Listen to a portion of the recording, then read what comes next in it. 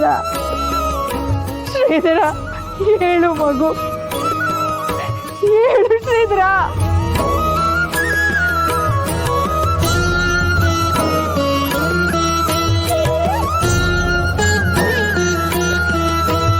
ಶ್ರೀಧರ ಹೇಳು ಕಂದ, ಹೇಳು ಮಗು.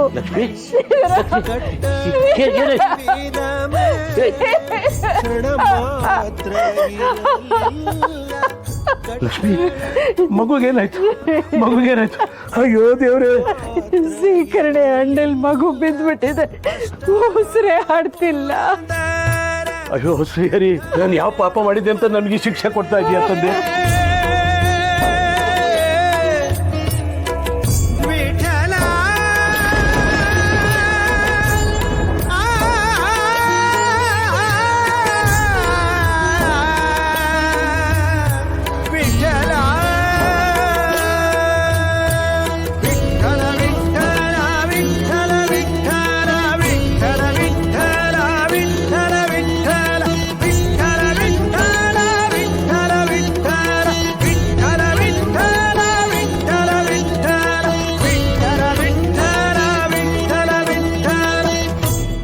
ನಮಗೆ ಸ್ವಲ್ಪ ಏಕಾಂತ ಬೇಕು.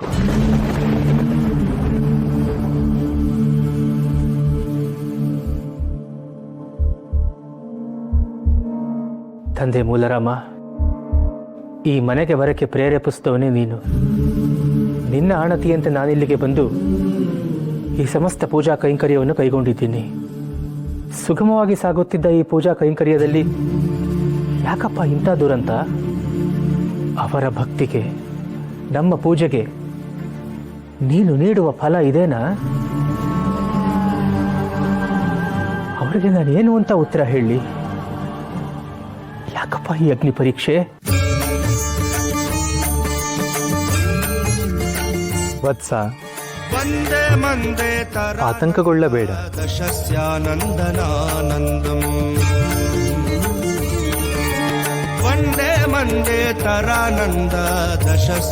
ಪ್ರತಿಯೊಂದು ಘಟನೆಗೂ ಕಾರಣ ಇದ್ದೇ ಇರುತ್ತದೆ.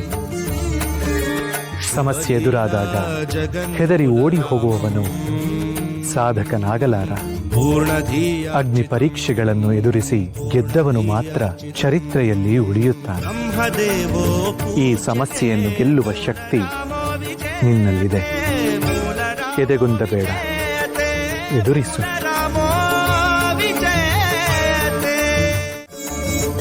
ಶ್ರೀನಿವಾಸಾಚಾರ್ಯರೇ, ತೀರ್ಥದಲ್ಲಿ ಕೀಟವೊಂದು ಬಿದ್ದಿದೆ. ಪಾಪ ಪುಣ್ಯ ಸ್ನಾನಕ್ಕೆಂದು ಬಂದು ತನ್ನ ಪ್ರಾಣವನ್ನೇ ಅರ್ಪಿಸಿದೆ. ಹೋಗಿ ಇದನ್ನು ತುಳಸಿಗೆ ಹಾಕಿ ಮತ್ತೆ ಮಡಿ ನೀರನ್ನು ತನ್ನಿ.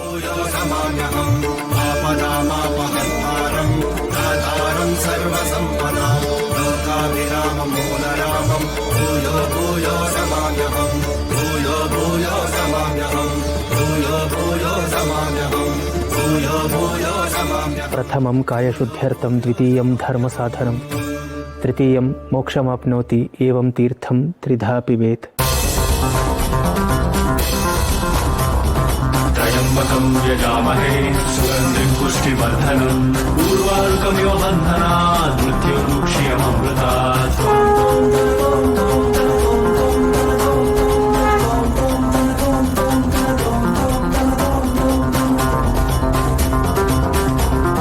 त्रयंबकं यजामहे सुगंधिं पुष्टिवर्धनम्, ऊर्वारुकमिव बन्धनात् मृत्युर्मुक्ष्यममृतात्.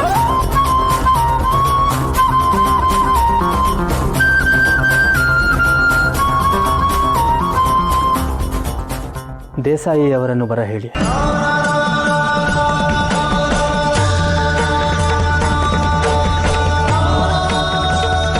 ಲಕ್ಷ್ಮಿ, ವಿಧಿ ನಮ್ಮ ಹಣೆ ಬರದಲ್ಲಿ ಬರೆದಿಷ್ಟೇ. ಮಕ್ಕಳಿಲ್ಲ ಅಂತ ಕೋರುತ್ತಿದ್ದ ನಮಗೆ ದೇವರು ಕೊಟ್ಟು ಕಿತ್ಕೊಂಡ್ಬಿಟ್ಟ. ಲಕ್ಷ್ಮಿ, ಮನೆಗೆ ಗುರುಗಳು ಬಂದಿದ್ದಾರೆ. ಅವ್ರಿಗೆ ಈ ವಿಷಯ ತಿಳಿದ್ ಬೇಡ. ಪೂಜೆ ಕೆಟ್ಟು ಹೋಗುತ್ತೆ. ಅಡಿಗೆ ತಯಾರಾಗಿದೆ. ಮನೆಗೆ ಅತಿಥಿಗಳು ಬಂದಿದ್ದಾರೆ. ಇದೇನಾದರೂ ಗೊತ್ತಾದರೆ ಅನ್ನದಾನದ ಪುಣ್ಯವೂ ನಮಗೆ ಬರೋದಿಲ್ಲ. ಗುರುಗಳು ಹಸ್ಕೊಂಡು ಹೋದ್ರೆ ನಮಗೆ ಒಳ್ಳೇದಾಗಲ್ಲ. ನಡಿ ಲಕ್ಷ್ಮಿ.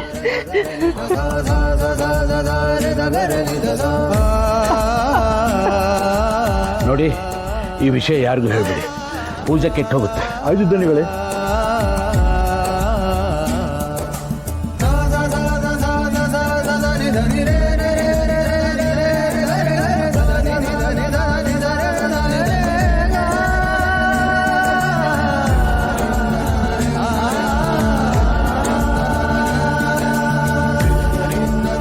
ದೇಸಾಯಿಯವರೇ, ನಿಮ್ಮ ಆರೋಗ್ಯ, ಆಯುಷ್ಯ, ಧನ ಧಾನ್ಯ ಸಮೃದ್ಧಿ, ನಿಮ್ಮ ವಂಶಾಭಿವೃದ್ಧಿಗಾಗಿ ನಾವು ಮೂಲರಾಮನಲ್ಲಿ ಪ್ರಾರ್ಥಿಸಿದ್ದೇವೆ.